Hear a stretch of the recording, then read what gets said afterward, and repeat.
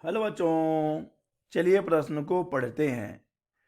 चित्र में दिखाई गई डोरी, स्प्रिंग तथा घिरनी सभी नगण्य द्रव्यमान के हैं। ब्लॉक एम के ऊर्ध्वतोलन का आवर्तकाल ज्ञात करें। चलिए सबसे पहले हम लिख लेंगे मूल अवधारणा।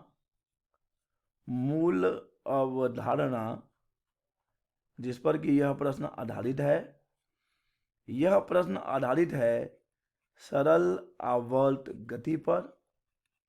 सरल आवर्त गति बच्चों, सरल आवर्त गति एक ऐसी आवर्ती गति होती है जिसमें कण अपनी माध्य स्थिति के दोनों ओर एक सीधी रेखा में कुछ इस प्रकार से आवर्ती गति करता है कि किसी भी क्षण उस पर लगने वाला बल उसकी माध्य स्थिति से विस्थापन के समानुपाती होता है और इस बल की दिशा सदैव माध्य स्थिति की ओर होती है।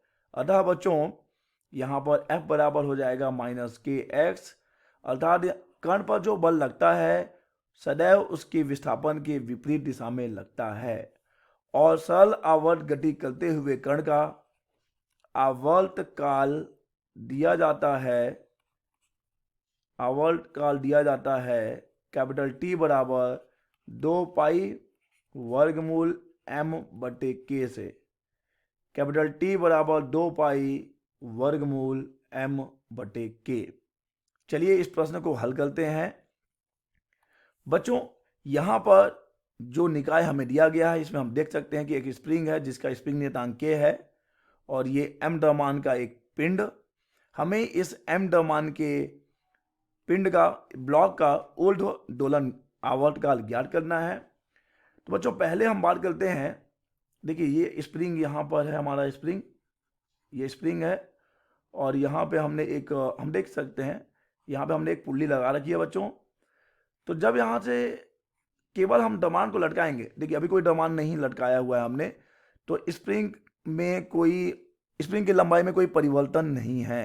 लेकिन जैसे ही हम यहाँ पर द्रव्यमान लटकाएंगे, मान लेते हैं कि स्प्रिंग की लंबाई में परिवर्तन कितना हो जाता है, स्प्रिंग की लंबाई में परिवर्तन हो जाता है L। स्प्रिंग की लंबाई में परिवर्तन होगा और बच्चों जब स्प्रिंग की लंबाई में परिवर्तन होगा तो स्प्रिंग की लंबाई में परिवर्तन इधर होगा, ऊपर की ओर, क्योंकि स्प्रिंग ऊपर की ओर खींचेगा, यानी उसके अंदर जो प्रत्यानयन बल उत्पन्न होगा उस लंबाई के विपरीत दिशा में उत्पन्न होता है। हम जानते हैं कि जो प्रत्यानयन बल उत्पन्न होता है वह लंबाई के परिवर्तन के विपरीत उत्पन्न होता है। तो देखिए बच्चों इस स्थिति में अगर हम बात करें कि इस डोरी में कितना तनाव है, तो हम देख सकते हैं, देखिए पहला तो इसका भार mg नीचे ही लगेगा, ठीक है, तो तनाव ऊपर लग रहा है मान लीजिए T1। तो यहाँ पर भी देखिए क्या होगा, इसके अंदर भी लंबाई में परिवर्तन के कारण जो प्रत्यानयन बल आएगा उसकी दिशा नीचे की ओर होगी, लेकिन किसके बराबर होगी, वह तनाव के बराबर ही होगी।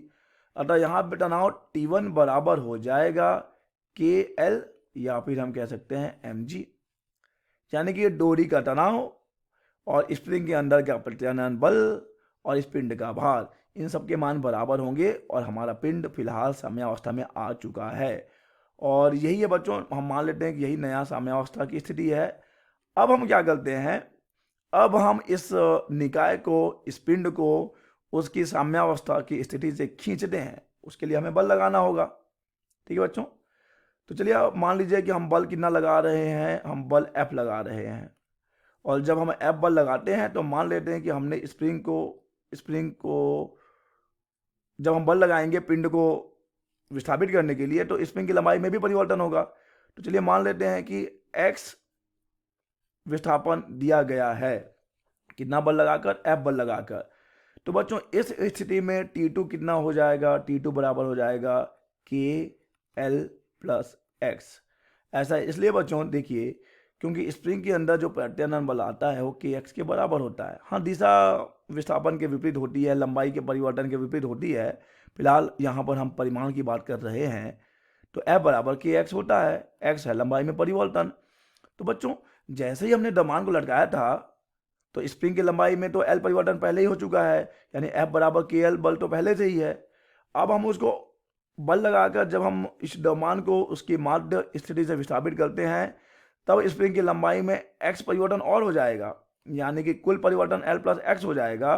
तो कुल कितना बल लगेगा, F बराबर के एल प्लस एक्स बल लगेगा, और फिर डोरी में तनाव कितना हो जाएगा, T2 बराबर के एल प्लस एक्स हो जाएगा। ठीक है बच्चों, तो अब यहाँ देख सकते हैं कि पहले तनाव T1 था, डोरी में तनाव पहले T1 था और अब तनाव T2 हो चुका है। तो इन दोनों का अंतर ही तो बच्चों वहां पर दोलन करवाएगा, यानी कि अगर हम बात करें अंतर की तो T2 बराबर माइनस T1 बराबर हमें मिलेगा के एल प्लस एक्स माइनस के एल, और बच्चों T2 माइनस T1 का मान हमें मिल रहा है के एक्स। तो बच्चों ये है परिणामी बल जो लग रहा है उस ब्लॉक पर दोलन करते वक्त। तो बच्चों अब परिणामी बल हम जानते हैं क्या होता है। परिणामी बल बराबर होता है द्रव्यमान गुणा त्वरण m गुणा अल्फा। तो यहाँ पर m अल्फा बराबर हमें मिल रहा है के एक्स, m अल्फा बराबर के एक्स। तो यहाँ से अल्फा बराबर आ जाएगा के एक्स बटे m, और आवर्तकाल कैपिटल T बराबर हो जाता है 2 पाई विस्थापन बटे त्वरण। सरल आवर्त गति में अगर हम बात करें तो आवर्तकाल कैपिटल T बराबर होता है 2 पाई वर्गमूल विस्थापन बटे त्वरण। तो चलिए यहाँ पर मान रख देते हैं 2 पाई, विस्थापन कितना था बच्चों, माध्य स्थिति से विस्थापन x, और त्वरण है के एक्स बटे m। तो यहाँ से देखिए बच्चों x और x की कहानी तो खत्म हो गई। तो हमें कैपिटल T बराबर मिल रहा है 2 पाई वर्गमूल m बटे k। कैपिटल T बराबर हमें मिल रहा है 2 पाई वर्गमूल m बटे k, जो कि है इस ब्लॉक का आवर्त काल। आशा करते हैं बच्चों आपको यह प्रश्न समझ आया होगा। धन्यवाद।